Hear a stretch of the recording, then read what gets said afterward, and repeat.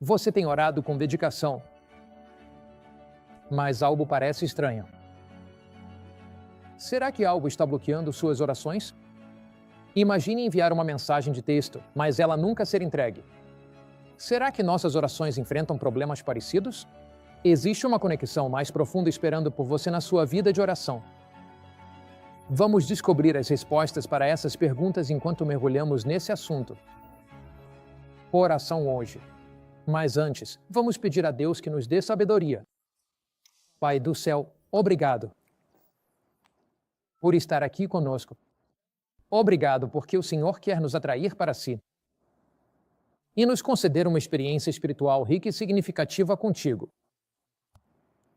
Em nome de Jesus, amém. A oração é uma das armas que Deus nos deu no conflito entre o bem e o mal. Eu vi isso de perto. Lembro de uma ocasião na Índia em que íamos batizar cerca de 500 pessoas. Sabíamos que não poderíamos batizá-las na cidade de Chennai. Chamaria muita atenção e militantes hindus ficariam extremamente irritados e reagiriam. Então alugamos ônibus e levamos essas 500 pessoas. Saímos da cidade, cerca de 2 horas, até um pequeno acampamento adventista para batizá-las lá. Na manhã seguinte ao batismo, era um domingo de manhã, o presidente da conferência me ligou e disse: Pastor Mark, temos um problema. Eu disse: qual é o problema? Ele disse: um dos ônibus se perdeu. E, ao se perder, havia 22 pessoas nele que não foram batizadas e querem ser batizadas esta manhã. Você pode vir para o batismo? Eu disse: ficarei feliz em ir, mas você sabe, nosso avião parte. À tarde eu não vou conseguir chegar a tempo. São 2 horas até o local do batismo e mais 2 horas para voltar. Ele disse: não tem problema. Tem um pequeno, tem um rio, e não fica muito longe da cidade. Podemos ir até esse rio e batizar lá. Leva cerca de meia hora para chegarmos lá. Então eu concordei. Quando chegamos ao local do rio, eu estava nervoso. Tivemos que conduzir essas 22 pessoas em fila por um campo aberto, não muito longe de uma vila. Quando chegamos ao rio, havia várias mulheres hindus, lavando suas roupas. Havia outros homens hindus sentados em um barranco. E eu estava nervoso com isso. Porque eu sabia que essas pessoas sendo batizadas na fé cristã seria algo ofensivo para eles. Agora, os hindus acreditam em mais de 140 mil deuses diferentes. E um dos deuses é o deus do rio. E eu estava muito ansioso. Você já passou por uma experiência em que simplesmente sentiu que algo não estava certo? Você fica bastante ansioso com isso. Os primeiros batismos correram bem. Eu estava na margem. Eu levantava a minha mão. Eu dizia: nós te batizamos em nome do Pai, do Filho e do Espírito Santo. E os primeiros batismos realmente foram muito bem. Mas então, na terceira rodada de batismos, havia 3 pastores na água batizando. E eles iam batizar 3 candidatos de uma vez, mas o pastor do meio ia batizar uma jovem. Foi como se mãos invisíveis tivessem descido dos céus e a empurrado para debaixo d'água. Ela parecia que estava se afogando, na verdade, e saiu da água cuspindo, tossindo e ofegante. E então ela afundou de novo, cuspindo e ofegando. E eu pensei, se essa mulher se afogar nessa água e morrer, a notícia vai se espalhar por toda essa vila e comunidade. Que o Deus cobra, ou melhor, o Deus do rio, a matou. E que, se alguém se tornar cristão, esse será o destino dele. E eu chorei, Senhor, faça alguma coisa. Os outros 2 pastores que estavam ao lado do pastor central correram para ajudá-lo. Eles puxaram a mulher para fora da água. Ela estava cuspindo água. E ela se soltou deles. Os olhos dela estavam revirando na cabeça. Ela estava sibilando pela boca. Uma voz profunda saía dela, dizendo: você não pode me ter, você não pode me ter. Ela correu. Com garras de gato, pulou na minha garganta. Eu estava parado na margem. Eu dei um passo para trás. A margem estava enlameada. Ela escorregou e caiu, se contorcendo, chutando. A esposa do presidente da conferência estava ao meu lado. E eu peguei. Falei: você tem uma Bíblia? Ela disse que sim. Ela me deu uma Bíblia, e eu me ajoelhei na lama. Coloquei a Bíblia na cabeça da mulher, e ela estava chutando e se debatendo. E comecei a orar e orar, e orar e orar. E enquanto eu orava, logo essa mulher ficou mole, completamente mole. Nós a levantamos. Ela disse: pastor, posso ser batizada? Havia um novo sorriso em seu rosto, um novo brilho em seus olhos. Nós a levamos para a água, a batizamos em nome do Pai, do Filho e do Espírito Santo. Mais tarde, no ônibus, fiquei sabendo que ela tinha se envolvido com espiritismo e adoração demoníaca quando criança. Agora, existem 3 níveis de atividade demoníaca. Primeiro, há a tentação. Todos nós somos tentados pelo diabo. Em segundo lugar, há a opressão. Se você cede à tentação, acaba sendo oprimido pelo diabo se continuar cedendo. Mas a possessão não pode acontecer a menos que você escolha voluntariamente. Porque, se uma pessoa não escolhesse voluntariamente, o diabo possuiria todo mundo. Então, não fique com medo pensando: essa pessoa está possuída, aquela pessoa está possuída. O diabo simplesmente pode descer sobre elas. Não, de jeito nenhum. Elas podem ser tentadas, podem ser oprimidas pelo diabo, mas não possuídas, a menos que façam essa escolha. A oração intercessória é incrivelmente poderosa. Quando orei por aquela mulher, naquele dia, na lama, à beira do rio na Índia, vi mais uma vez o poder da oração. Jesus Cristo acreditava no poder da oração. Antes de seu ministério e de escolher os discípulos, ele orou. Antes de ir para Jerusalém para a crucificação, ele orou. Antes da maioria das atividades do ministério, todas as manhãs ele orava. Quando você olha para Marcos capítulo 1, nós encontramos em Marcos capítulo 1 a vida de oração de Jesus claramente descrita. E nesta apresentação sobre oração, quero ser muito prático com você. Quero compartilhar com você 5 pontos principais que você pode incorporar imediatamente à sua vida de oração e que farão uma diferença significativa. Marcos 1, versículo 35. De manhã, tendo se levantado muito antes do amanhecer, ele saiu e foi para um lugar solitário, e ali orou. Há 3 coisas sobre esse texto. Primeiro, foi de manhã antes do amanhecer. Agora, isso não significa que todos nós devemos levantar às 2, 3 ou 4 horas da manhã. O que isso significa é que Jesus tinha um horário para orar, um horário regular, assim como a maioria das pessoas tem horários regulares para comer. Elas podem comer de manhã, ao meio-dia, e algumas comem à noite. Uma refeição mais leve. Mas assim como temos horários regulares para comer, assim como há horários regulares para ir ao trabalho, se sua vida de oração for esporádica, orando um dia talvez às 7h30, outro dia, talvez ao meio-dia, talvez pulando 2 ou 3 dias, você não vai ter um relacionamento muito significativo com Deus. Então, o primeiro ponto é estabelecer um horário regular para orar. Pode ser todas as manhãs. E para a maioria de nós, esse é o melhor horário. Mas talvez você seja uma dona de casa aqui. Tem alguns filhos pequenos que choram e te mantêm acordada à noite. Você precisa levantar para alimentar um bebê, talvez. Talvez o seu melhor horário não seja logo ao acordar, porque talvez você precise preparar as crianças para a escola. Mas, assim que eles vão para a escola e o bebê está dormindo e você não precisa alimentá-lo ou alimentá-la, talvez você tenha às 9h30 da manhã. Esse é o seu momento de oração. Houve épocas em que eu era o apresentador do programa It Is Written Television e eu ficava acordado até muito tarde nas minhas reuniões evangelísticas. Então, às vezes, eu só conseguia ir para a cama às 10, 10h30, 11 horas da noite. E para mim, acordar muito cedo de manhã quando eu estava. Das 7h30, 8 horas até às 11 horas da noite, às vezes seria muito difícil. Agora, não me entenda mal, todas as manhãs eu orava, todas as manhãs eu estudava a Bíblia, mas muitas vezes eu ia para o meu escritório para ter meu momento de oração mais significativo. E dizia para minha secretária, das 10 às 11 da manhã de hoje, não deixe ninguém me interromper, quero estudar a Bíblia e orar. Então, o ponto é o seguinte, e não importa quando você tem tempo ou qual é o seu horário, mas sim que todos os dias você tenha um momento regular para buscar a Deus em oração, que você marque isso como um compromisso específico diante de Deus.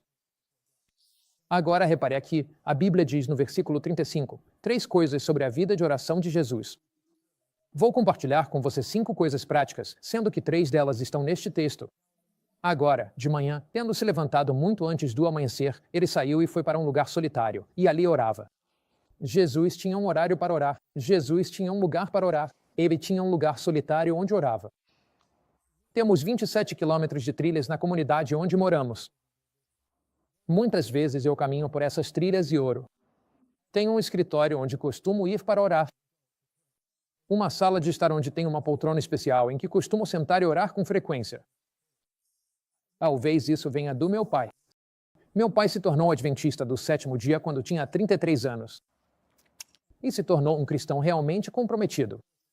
Na época, eu ainda não era cristão, um cristão comprometido. Fui criado por uma mãe católica romana maravilhosa. Estudei em escolas católicas.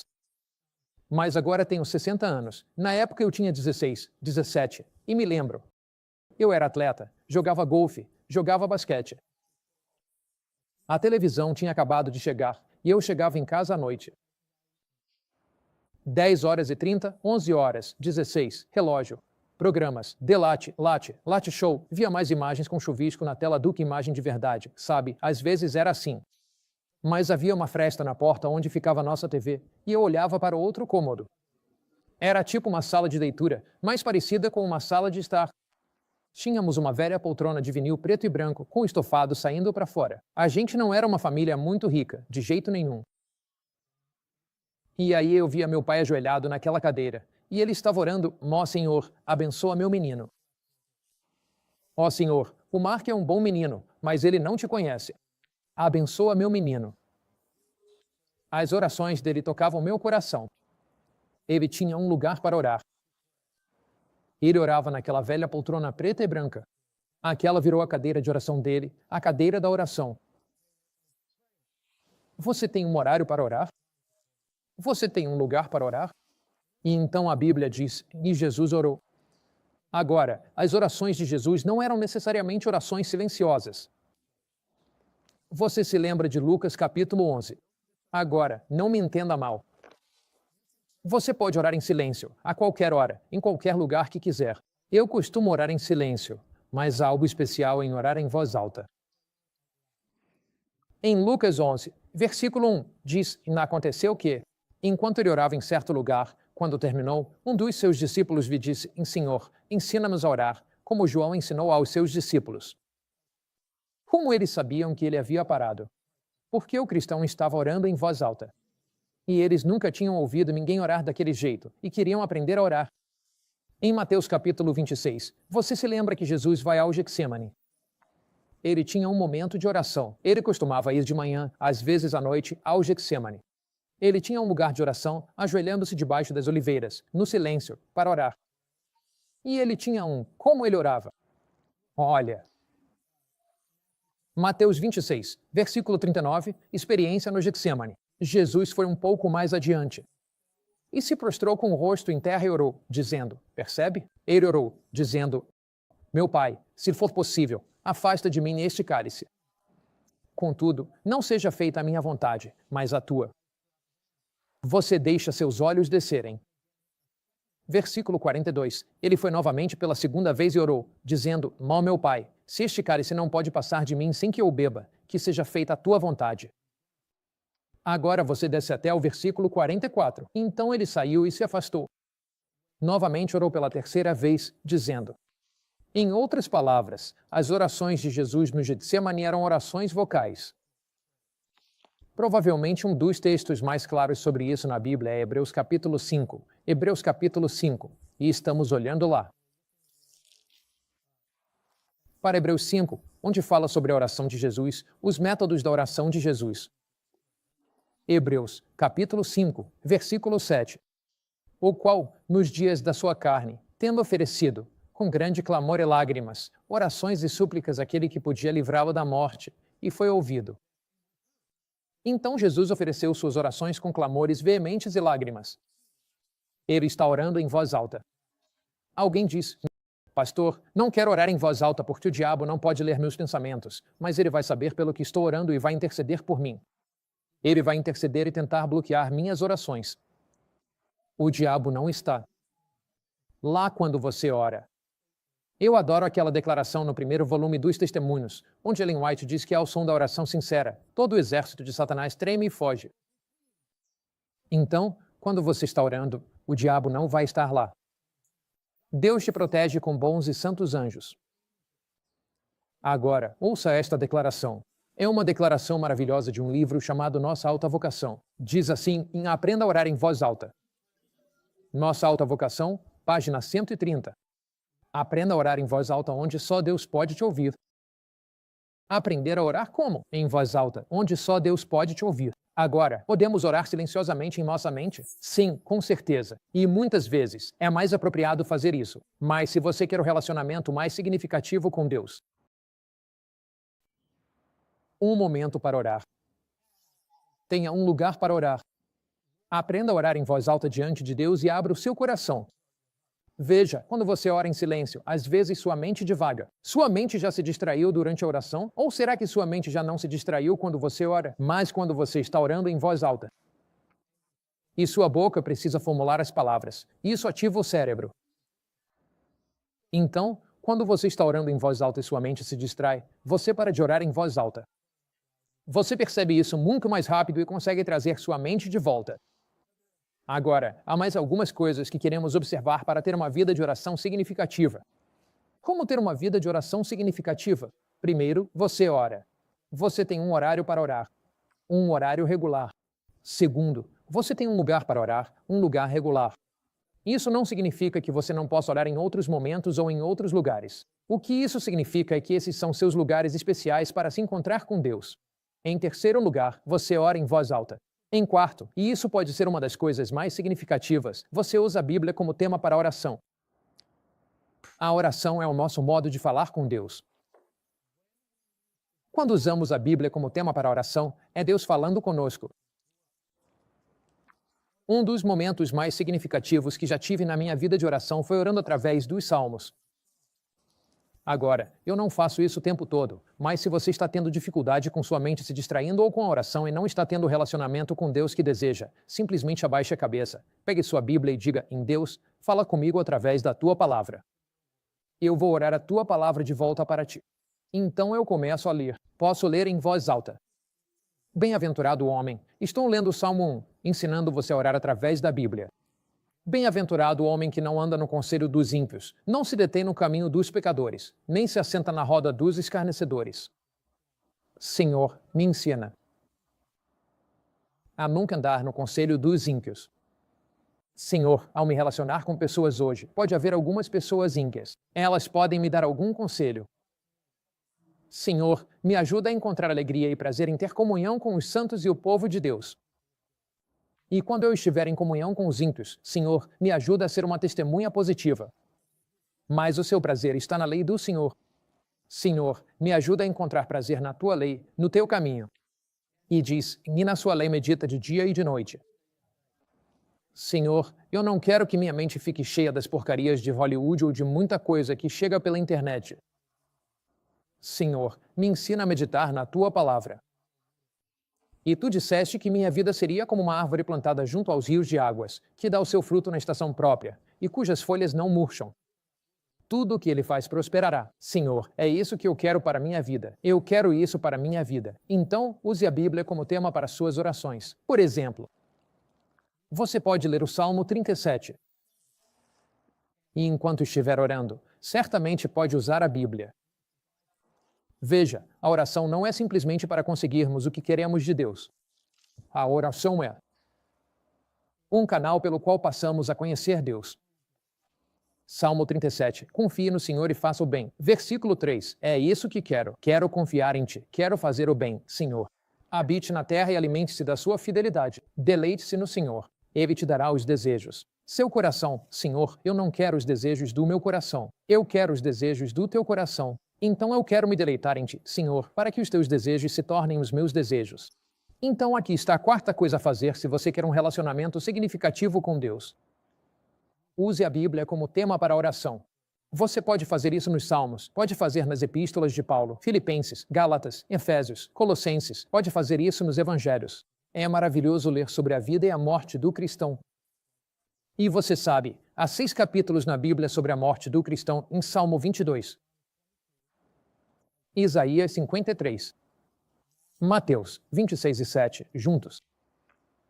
Marcos capítulos 14 e 15, Lucas capítulo 23 e João capítulo 19. Você pode pegar esses 6 capítulos e passar meses neles, ou semanas, ler um pouco, orar sobre esses capítulos. Deixe Deus impressionar sua mente com o significado da cruz do Calvário. Agora, há mais uma coisa que vai ajudar sua vida de oração, então vamos resumir. Isso é o que chamamos de modelo ECTS. Agora, no modelo ECTS, a palavra ECTS, a CTS, ECTS, o GAN é adoração, o C é confissão, o T é agradecimento e o S é súplica. Então, no modelo Axé, o que fazemos é pegar um pedaço de papel e escrever A. Quero pensar em todas as coisas pelas quais vou adorar Jesus hoje. Vou te adorar, Senhor, porque Tu és o Criador Todo-Poderoso. Vou te adorar porque Tu és o meu Salvador. Vou te adorar porque Tu és o meu Rei que há de vir. Anote isso. Confesse agora. Ninguém vai ver esse papel além de você. Você pode rasgá-lo depois que terminar. Confissão. Existe algo na minha vida que eu quero confessar? É verdade. Fui impaciente aqui. Sim, contei uma meia-verdade aqui. Quero confessar isso hoje. Senhor, é por isso que sou grato hoje. Sou grato pela minha esposa, meus filhos. Sou grato pelo meu lar. Sou grato por essa mensagem preciosa. Sou grato por Jesus Cristo. Rei está agradecido. Súplica, aquilo pelo que quero orar hoje. E nós anotamos as coisas pelas quais suplicamos a Deus, pelas quais oramos. E pegamos aquele papel onde escrevemos, onde anotamos nossos pedidos de oração. Anotamos atos, adoração, C, confissão, T de ação de graças, S de súplica. E nos ajoelhamos diante de Deus, segurando aquele papel, às vezes abrindo os olhos para ver o que está escrito, e oramos por aquilo. Aqui estão 5 coisas. Isso vai revolucionar sua vida de oração. Você está pronto para colocá-las em prática. Primeiro, tenha um horário para orar. Segundo, tenha um lugar para orar. Terceiro, ore em voz alta, onde só Deus possa te ouvir. Quarto, vá até Jesus com a palavra dele e ore usando a palavra para ele. E quinto, use o modelo ECTS na adoração, confissão, ação de graças, súplica. Se você seguir esses princípios práticos, terá uma vida de oração significativa que mudará sua vida para sempre. Vamos orar. Pai do céu, te agradecemos porque o Senhor nos convida a orar. O Senhor disse, impeçam e lhes será dado. Procure e você encontrará. Queremos te buscar. Tu disseste, buscar-me-eis e me achareis. Jeremias 29, versículo 13. Vocês me buscarão e me encontrarão quando me buscarem de todo o coração. Queremos ir até Jesus com todo o nosso coração. Nós te louvamos e agradecemos porque não só porque desejamos ir até ti, mas tu também desejas vir até nós, que estás pronto para ouvir e responder nossas orações, e te louvamos por isso em nome de Cristo. Amém.